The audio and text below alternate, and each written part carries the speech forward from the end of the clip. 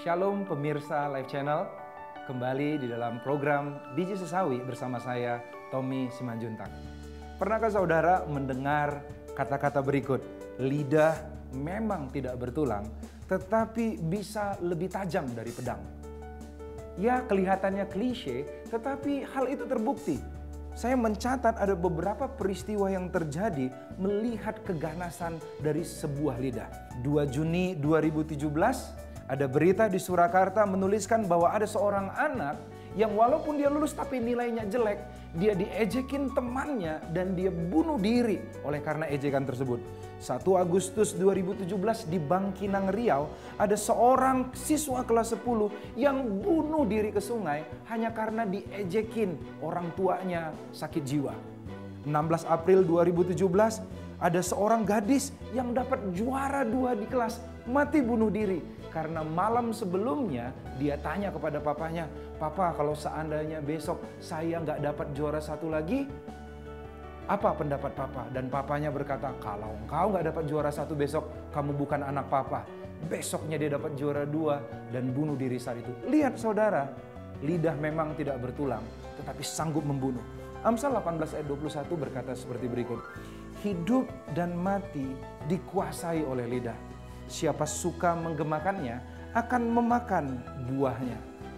Apabila dokter memeriksa lidah untuk mendiagnosa kesehatan fisik seseorang, maka Yakobus di dalam suratnya, di dalam Yakobus pasal 3, dia memeriksa lidah seseorang untuk mendiagnosa kedewasaan serta kesehatan rohani dari seseorang.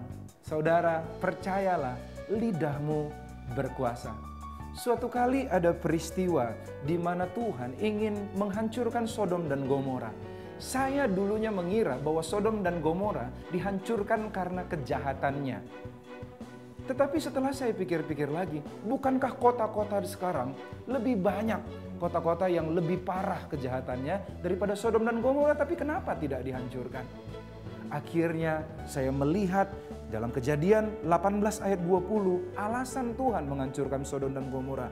Sesudah itu berfirmanlah Tuhan, "Sesungguhnya banyak keluh kesah orang tentang Sodom dan Gomora, dan sesungguhnya sangat berat dosanya." Tuhan menghancurkan Sodom dan Gomora karena banyak keluh kesah orang tentang Sodom dan Gomora. Pertanyaan saya saudara, apabila ada kejahatan di suatu tempat, siapa yang berkeluh kesah? Orang jahat atau orang baik? Ya, orang baik yang akan berkeluh kesah apabila ada sebuah kejahatan.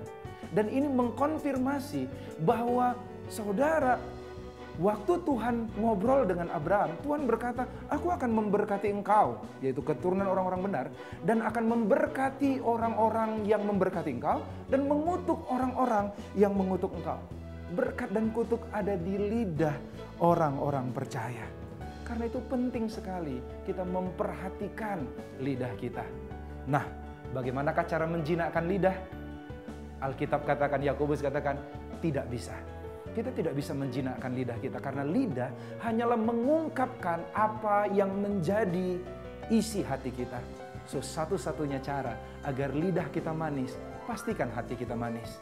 Satu-satunya cara agar lidah kita mengeluarkan hal-hal yang suci, pastikan hati kita tetap terjaga suci. Dengan demikian, dari hati kita meluap ke lidah kita, memancar kehidupan bagi banyak orang. Mari jaga lidahmu. Tuhan Yesus memberkati, semoga ini menjadi berkat bagi kita semuanya.